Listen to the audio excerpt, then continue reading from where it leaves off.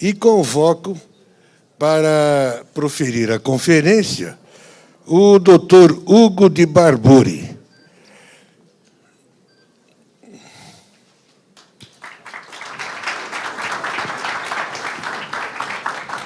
O Dr. Hugo, ele é epidemiólogo e é da Faculdade de Medicina da Universidade da República do Uruguai.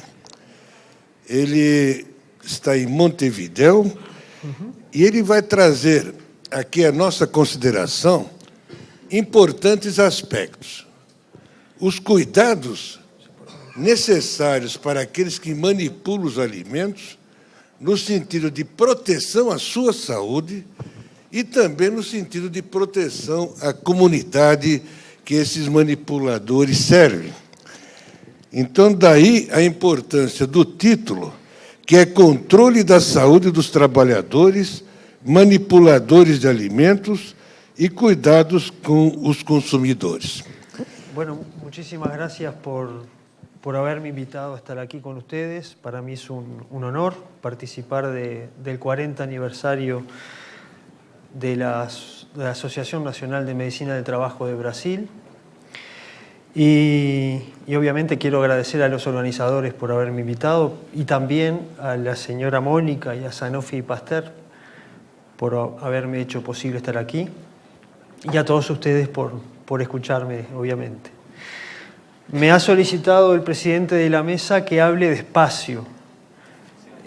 Hablo en español, lamentablemente no sé hablar en portugués. Le pido disculpas a todos ustedes por eso. Voy a tratar de hablar despacio para que me comprendan. Y es importante para mí decirles que lo que quiero transmitirles es una percepción del tema para su discusión, para fomentar la discusión entre colegas y entre países.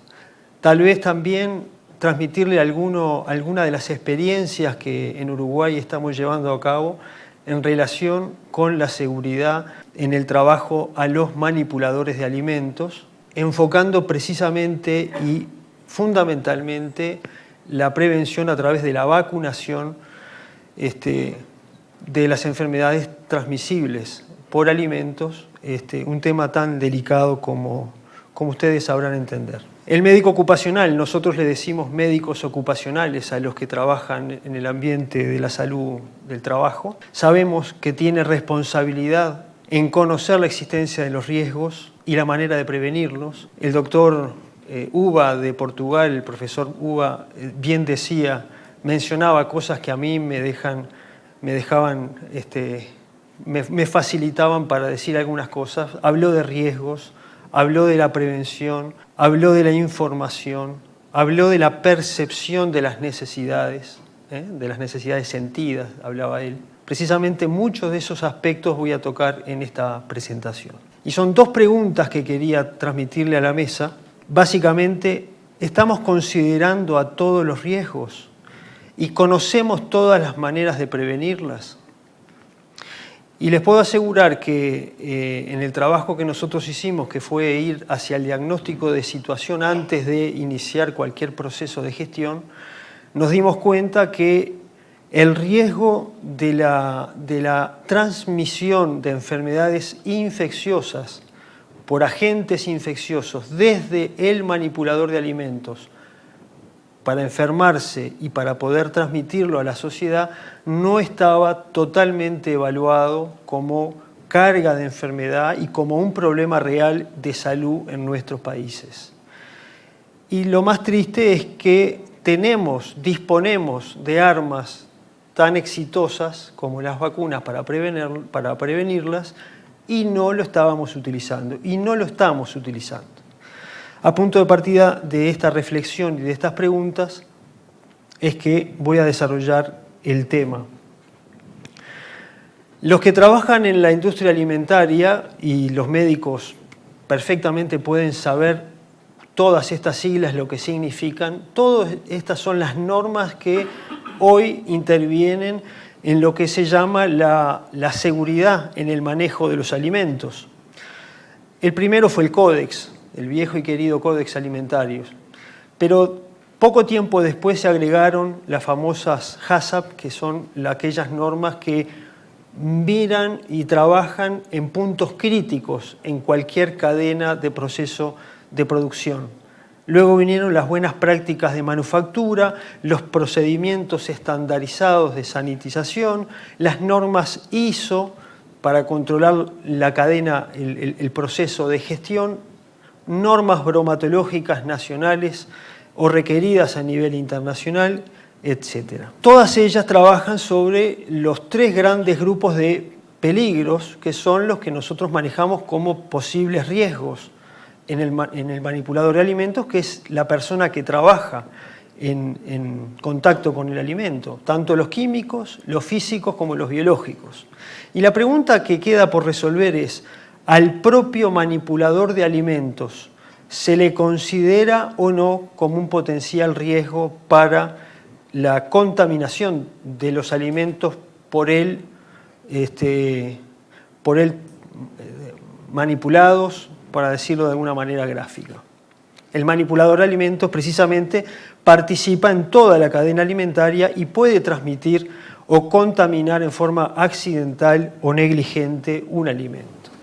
Esta diapositiva de alguna manera refleja, encuadra los diferentes riesgos en la industria alimentaria. La industria alimentaria es competitiva, gran cantidad de empleados, frecuente recambio de personal, la globalización, producción en masa, cada vez tenemos más productos que se producen, se fabrican en un país y viajan 48, 72 horas con destino al otro lado del mundo. Los métodos de producción, lamentablemente, en algunos países es flexible. Hay cambios que degradan la higiene pública, los hábitos de higiene, por ejemplo. Tenemos el conocimiento, la información que muchas de las infecciones cursan de manera asintomática, no tienen la enfermedad, la manifestación clásica. La hepatitis es un ejemplo que viene al caso, ¿verdad? Muchos de los casos de hepatitis A sabemos que cursan con manifestaciones que no son las que conocemos clásicamente como la ictericia y demás. Cambios en la preparación de los alimentos. Los cambios en los estilos de vida. Y ustedes saben, Lalonde fue uno de los grandes maestros que definió que uno de los determinantes de la salud eran los hábitos y los estilos de vida. Y también, lamentablemente, el mundo sufre cambios como son los climáticos y los demográficos, con la urbanización masiva. Los tratamientos de los agentes también sufren cambios, etc. Por lo tanto, todos esos riesgos manejados en esos distintos cuadrantes pueden estar involucrados en las enfermedades de transmisión alimenticia. Y el manipulador de alimentos son las personas que por su actividad laboral periódica tienen contacto directo o indirecto con los alimentos, por sus manos, con un equipo de utensilio, durante todas las etapas de producción. Sabemos que todas las normas trataban de minimizar los riesgos y ustedes ven ahí en círculos concéntricos que se fueron agregando distintas normas para ir aumentando el hecho de la seguridad. Sin embargo, hasta llegar incluso a la última de las normas, que es la ISO 22000, que sustituyó a la 9000, sin embargo, les decía, no están considerando en muchos casos al propio manipulador de alimentos como si no fuera un riesgo adicional. El manipulador de alimentos entonces trabaja en cualquier momento de la cadena alimenticia y obviamente que el riesgo de la contaminación no es el mismo de acuerdo al momento de la producción. Cuanto más cerca estamos del producto final, más riesgo tenemos de la transmisibilidad de un agente infeccioso desde el manipulador de alimentos. El manipulador de alimentos, a su vez, convive con nosotros en la sociedad, es amigo, es familiar, ¿verdad? Es vecino, y a su vez maneja alimentos que pueden por él contaminarse. El manipulador de alimentos, a su vez, contamina el alimento cuando se enferma, potencialmente estamos hablando, puede generar otra infección en otro compañero de trabajo, en el mismo ambiente laboral, lo que generalmente se conoce como un brote epidémico en el ambiente laboral, y a su vez también lo puede transmitir a la comunidad. ¿Y cuáles son las consecuencias de todo eso? La contaminación de clientes, consumidores, el brote comunitario, pérdida de productividad, ausentismo, imagen de la empresa, costos de la enfermedad, etc. Las consecuencias ustedes las pueden analizar desde distintos puntos de vista, con distinta percepción, desde la del enfermo hasta de la empresa y también obviamente desde la sociedad o consumidor. Ustedes bien saben que en el mundo actual hay dos grandes ramas de actividad que crecen de forma exponencial. Una es la industria alimentaria, precisamente por todos los problemas de la falta de alimentos a nivel mundial, en algunos casos con altas exigencias, como es el mundo desarrollado, y el turismo. Se prevé que para el año 2010 haya un aumento del 25% de los viajeros, de lo que hoy son viajeros. Por lo tanto, la industria hotelera y la industria gastronómica son industrias que acompañan el crecimiento del viajero y eso genera también una visión particular en el tema del riesgo desde los manipuladores de alimentos. Por lo tanto, existe la necesidad de incorporar nuevas medidas dirigidas a mejorar la seguridad alimentaria y es necesario profundizar los sistemas de control para la inocuidad, para garantizar esa inocuidad y calidad de los alimentos a través de medidas documentadas que se demuestren que se hace de determinada manera y se verifiquen por sistemas de control. La mejor manera de trabajar este tipo de normas es acompañando al manipulador de alimentos en la capacitación, en la sensibilización, en su protección, en involucrarlo y en cuidar su salud a través de la prevención. De no contar con el manipulador de alimentos en lo que son todas las normas de seguridad, lamentablemente en algún momento y en algún caso fracasaremos. Hay recomendaciones internacionales, hay recomendaciones nacionales, como por ejemplo el Comité de Prácticas de Inmunizaciones de Estados Unidos, en los que establece claramente que el manipulador de alimentos es pasible de prevenirlo con vacunación para todas aquellas enfermedades que se transmiten de manera fecal-oral. Y estamos hablando de la hepatitis A, este es un ejemplo, estamos hablando de cólera, estamos hablando de fiebre tifoidea, entre ellas, que son las que se manejan, en las que tenemos vacunas disponibles para su prevención. Y es interesante cómo las reuniones de expertos, por ejemplo la FAO y OMS en el año 2005 en Costa Rica, en una reunión que se realizó para reunir todo lo que pasaba en las Américas y el Caribe, estableció, por ejemplo, que en el año 2005 57.000 muertes en la región latinoamericana se debieron a enfermedades provocadas por alimentos o a través del agua. Muchas de ellas enfermedades transmisibles por alimentos, prevenibles con la vacunación. Esta forma de encarar el riesgo es muy sencilla de visualizar en el sentido de que puede separar cuál es el origen del riesgo, los alimentos o los propios manipuladores, cómo se puede anticipar, y para eso se tratan todas las normas que estábamos mencionando anteriormente, cuál es el impacto que puede generar un brote epidémico a través de los alimentos, la cantidad de personas que se enferman, los empleados, el ausentismo, la menor productividad, la reducción potencial del turismo y la economía, y cómo minimizar el impacto. Entre ellas está la vacunación. Entonces queda la pregunta que me gustaría hacerla para la sala, es ¿qué visión tienen ustedes? ¿Cómo es que se percibe el problema desde los distintos actores, los distintos escenarios que tienen que ver con la manipulación de alimentos o la enfermedad a través de los alimentos? ¿Cuál es la visión que tiene el empresario que tiene una empresa en la cual se manipula alimentos? ¿Cuál es la visión o la percepción del riesgo desde el propio manipulador? ¿Cómo perciben los que trabajan en el aseguramiento de la calidad? Ustedes saben que las empresas que tienen buenas normas de calidad y de control de la gestión tienen ingenieros o químicos que trabajan en aseguramiento de la calidad. ¿Cuál es la visión del médico ocupacional sobre la existencia de ese riesgo y qué es lo que se debería hacer? Y también me gustaría traspasarle la consulta y la percepción de la comunidad, es decir, a ustedes mismos ponerlos del otro lado del mostrador. ¿Cuál es la percepción que tendrían ustedes si se enteraran de que un alimento de tal marca, de tal empresa, está contaminado con tal o tal agente y que produjo un brote epidémico? Y estoy hablando de un restaurante, estoy hablando de un supermercado, de un hotel, etc. Y seguramente la percepción de ustedes, como de todos los demás, es distinta antes de la existencia de casos o de brotes que la que pueden tener después de la aparición de casos o de la aparición de brotes. Lamentablemente, después de eso ya no se puede prevenir, sino que hay que tratar. Entonces, eso es lo que quiero transmitirles. Enfocar al momento de prevenir las enfermedades.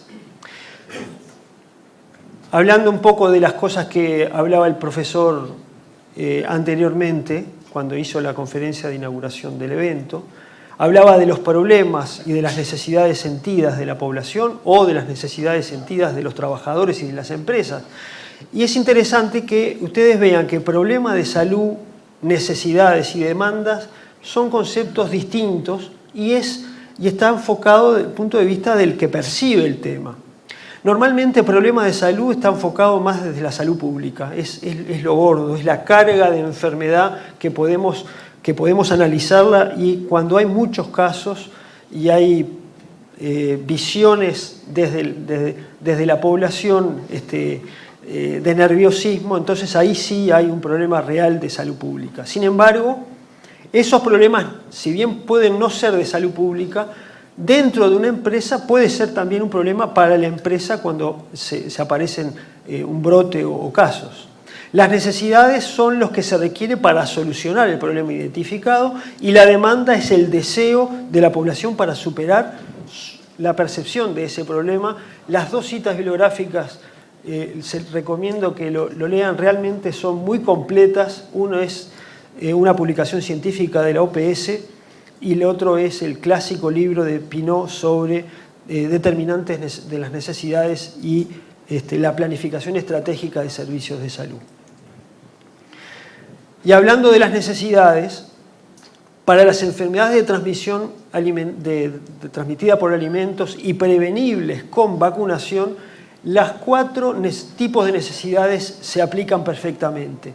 La normativa, porque existe la recomendación para la vacunación de personas que están vinculadas al área de los alimentos, con determinadas vacunas, ¿verdad?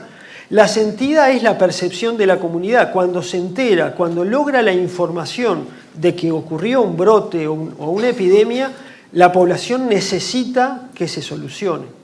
La expresada es cuando existe la demanda de salud. De alguna manera la población dice qué se debe hacer, o simplemente a ese negocio no compra más, para hacerlo gráfico desde el punto de vista del mercado.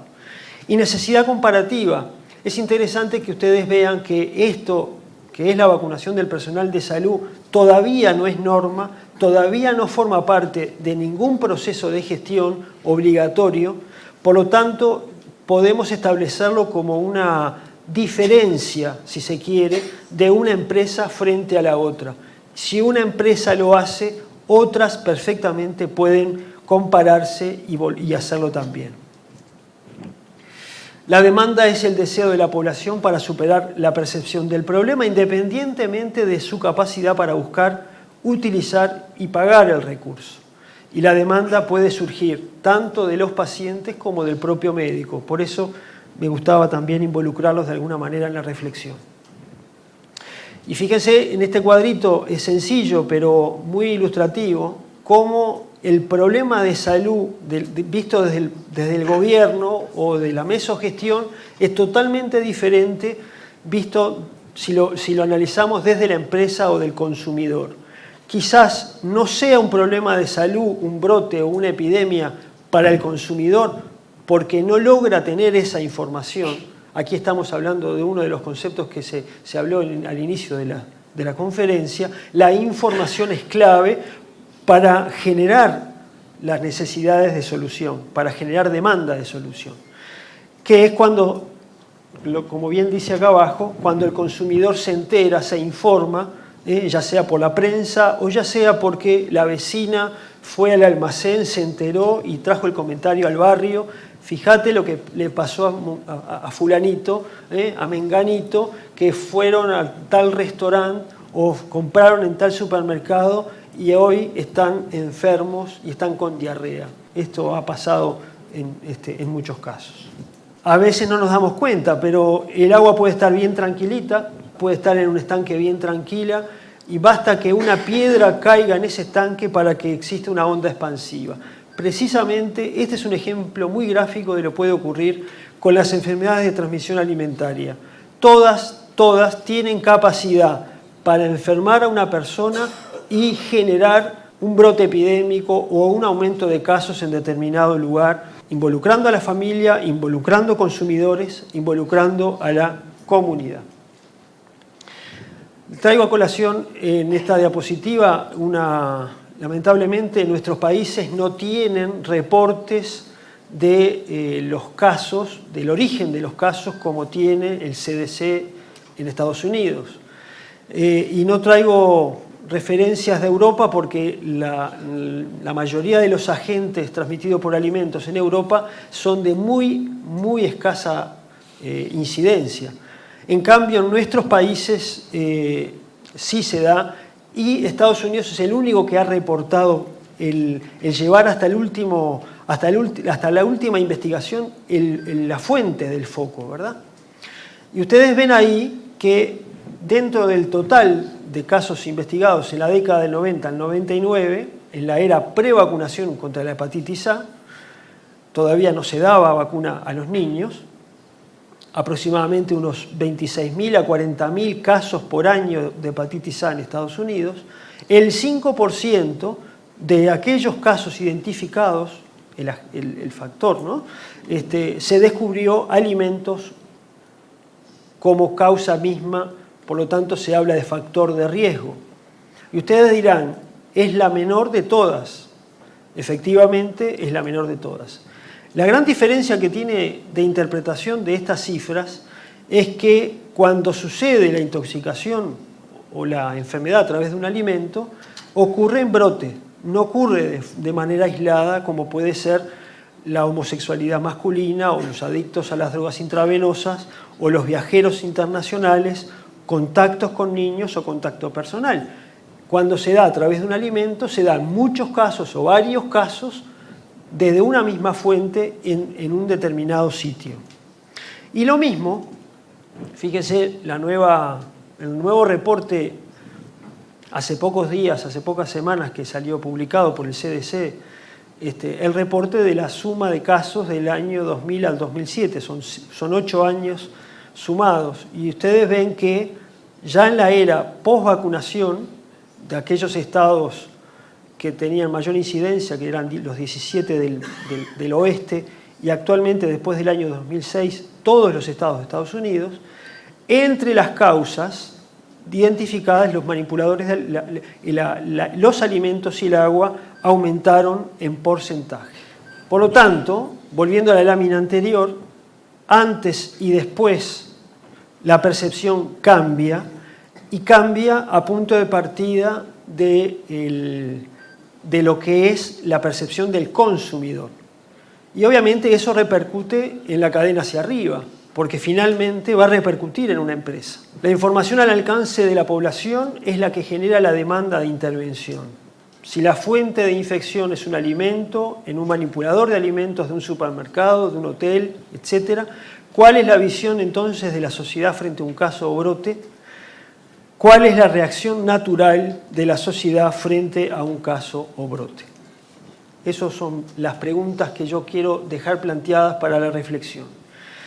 Basados en todos estos antecedentes, nosotros en Uruguay, con un grupo de colegas entre ellos el doctor Barañano y el doctor Humberto Rossi, que está dedicado a la industria frigorífica, hemos desarrollado un programa de vacunación en el manipulador de alimentos dirigido a aquellas industrias que ya operan con normas de calidad, que ya tienen establecidos en el seno de sí mismas los procesos de control exigentes, tanto para el mercado interno de Uruguay como el mercado exportador. Y está basado fundamentalmente en la percepción, en la existencia del riesgo, ¿verdad?, en la existencia de vacunas para prevenirlas, como son la hepatitis A, fiebre tifoidea y cólera, y a raíz de eso entonces generamos un programa de intervención. El programa tiene como estructura clásica un conjunto de actividades que a través de una planificación persiguen un objetivo, encara soluciones cuando se detectan fallas en los diferentes niveles de asistencia, pueden ser nivel primario o prevención en salud, requiere de indicadores y la estructura contempla el marco teórico, justificación, lo que ustedes conocen como se hace un programa de intervención en salud. Ese programa, intenta minimizar el riesgo de las enfermedades prevenibles con alimentos a través de la vacunación, jerarquiza y sensibiliza al manipulador de alimentos y asegura la gestión adecuada en todas las etapas para obtener un resultado objetivo específico. Nosotros tenemos esa estructura, la empresa es la que está centrada y la que tiene relevancia, el proveedor del programa tiene a su vez auditores y operadores. Es importante el tema de la auditoría para que valide que el proceso se hizo de acuerdo al protocolo de gestión. Estos son los contenidos que tiene la metodología del programa MASVAC, manual del programa, protocolo de gestión, procesos operativos, procedimientos operativos, un protocolo de verificación y procedimientos de sensibilización e información al personal para lograr la adhesión. Sabido es que como no existe obligatoriedad en la vacunación al personal, la adhesión es totalmente voluntaria, por lo tanto el manipulador de alimentos tiene que involucrarse, sensibilizarse y aceptar la vacunación. Son 3 líneas de trabajo totalmente diferentes una con otra. En la primera columna se trabaja dentro de la empresa con todos los pasos metodológicos que les estaba comentando, mientras el operador hace su proceso de medicina ocupacional y el certificador hace su trabajo certificando la gestión, el proceso de gestión. En resumen, ese es en suma, el resultado, considerando al programa como un proceso, asegura que se minimicen los riesgos de enfermedades infecciosas prevenibles con vacunación en el manipulador de alimentos. Esto es una idea que nosotros transmitimos al auditorio, obviamente que pueden existir otras como alternativas, pero simplemente era para comentar una experiencia novedosa, innovadora en nuestro país. Las conclusiones que puedo hacerle de esta presentación es que existe la oportunidad para desarrollar programas de prevención con vacunas en el manipulador de alimentos. Los programas deberían, a nuestro juicio, contemplar la promoción, sensibilización, la vacunación, el registro, evaluar, verificar y certificar el proceso de gestión. Los procesos no sustituyen las normas que existen, sino que son complementarias para cumplir con las exigencias del mercado en la búsqueda de la inocuidad de los alimentos y en la seguridad ocupacional. En segundo lugar, el manipulador de alimentos es imprescindible en el funcionamiento de la empresa, participa en la cadena de infección de las enfermedades de transmisión por alimentos y es responsabilidad tanto de la empresa, de los técnicos que trabajan en inocuidad y aseguramiento de calidad, como en el médico ocupacional, evitar casos y brotes siendo proactivos y utilizando todas las herramientas de prevención disponibles, entre ellas la vacunación. De de no hacerlo, es inevitable que en algún momento esto pueda ocurrir, ¿verdad? Y a partir de eso, la existencia de casos. Muchas gracias.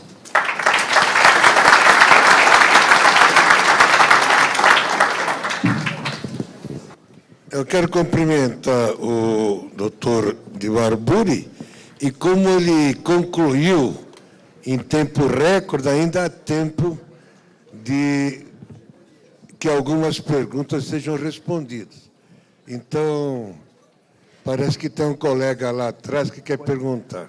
A apresentação foi muito boa, mas eu tenho uma dúvida em relação a exames que podem ser feitos nos exames admissionais ou periódicos. Eu não sei se há algum consenso, alguma norma pela OMS ou pela OPAS. A Agência Nacional de Vigilância Sanitária no Brasil não exige nenhum exame. Ele deixa a critério do médico e do PCMSO. Mas aqui em São Paulo tem uma lei estadual e municipal que exige hemograma, VDRL e EPF coapocultura. Isso é uma coisa polêmica ainda. No Brasil não tem um consenso. Queria saber o que você acha da necessidade de fazer ou não esses exames. É claro que o exame médico admissional periódico ele prioriza as questões de pele, de não ter enfermidades e tal. Alguns municípios da Bahia também exigem exame de secreção nasofaríngea e micológico de unhas para todos os manipuladores, não naqueles casos suspeitos. Então, gostaria de saber a sua opinião. Coincido con usted que no existe consenso. No hay país que tenga consenso todavía sobre la vacunación en el manipulador de alimentos. En realidad los consensos y sobre todo las normas que nacen desde el rector de salud, generalmente, y hablo fundamentalmente de las vacunaciones, están dirigidas a criterios poblacionales más que a grupos de riesgo en particular. Y bueno, eso forma parte de las fallas o forma parte de lo que falta hacer, ¿verdad? Generar la norma o generar los consensos para que tanto las sociedades científicas como el propio Estado generen la obligatoriedad o la recomendación oficial para que las empresas lo hagan. Coincido con usted, en Uruguay pasa exactamente lo mismo. Sin embargo, nosotros en el grupo de trabajo que generamos este elemento, este proyecto de trabajo, evaluamos eso que usted está diciendo. Y coincide, Uruguay pasa exactamente lo mismo que aquí en Brasil. Ahora, eso no exime de responsabilidad. No exime de responsabilidad del que actúa en aseguramiento de la calidad, de la profesión médica, hablando como colegas, ¿verdad? No exime de responsabilidad del empresario si se entera que algo está bien para prevenir enfermedades en su personal.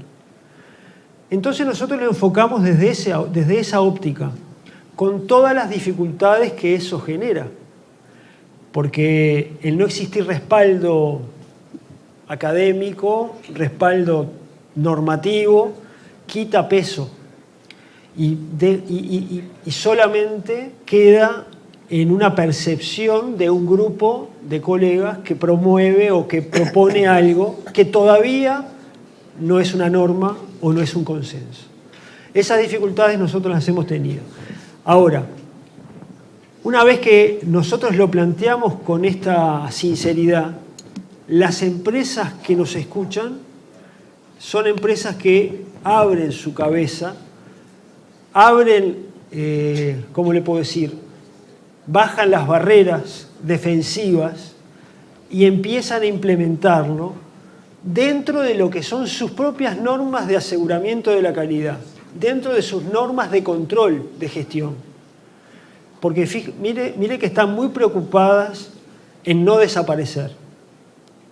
Y al contrario, hay algunas que han interpretado incluso, si yo lo hago me diferencio, porque es una buena oportunidad hacerlo hoy que nadie lo está haciendo. Eso también lo hemos analizado y lo hemos visto, que hay quienes quieren ser primeros o quieren ser de los primeros para poder diferenciarse del competidor. Y fundamentalmente nosotros eso lo hemos visto en aquellas industrias que trabajan en la exportación.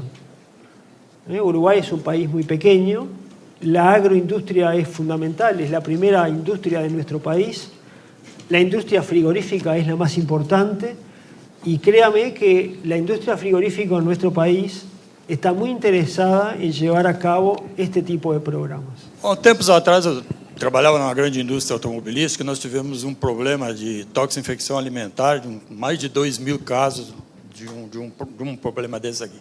E aí se fez um relatório e se deu algumas sugestões que eu gostaria de repartir aqui, porque daí é um assunto bem prático e chão de fábrica mesmo.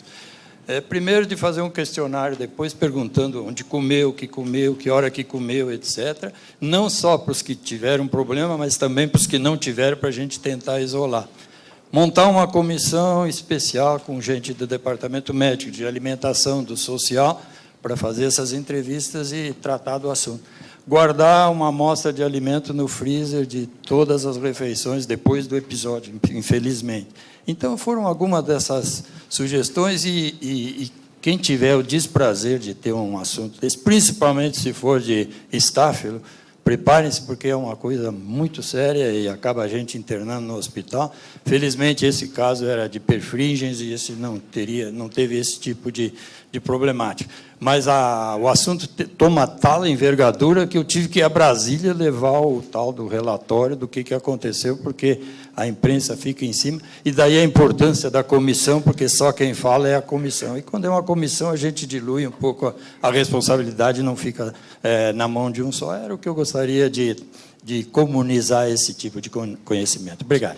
Nosso querido ex-presidente da ANANT, que trouxe também as suas considerações.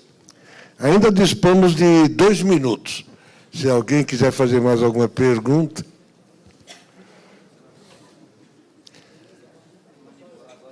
Bom, então, vamos dar por encerrado. Agradeço mais uma vez ao Dr. Zuer a nossa coordenação e agradeço ao Dr. Hugo pela palestra.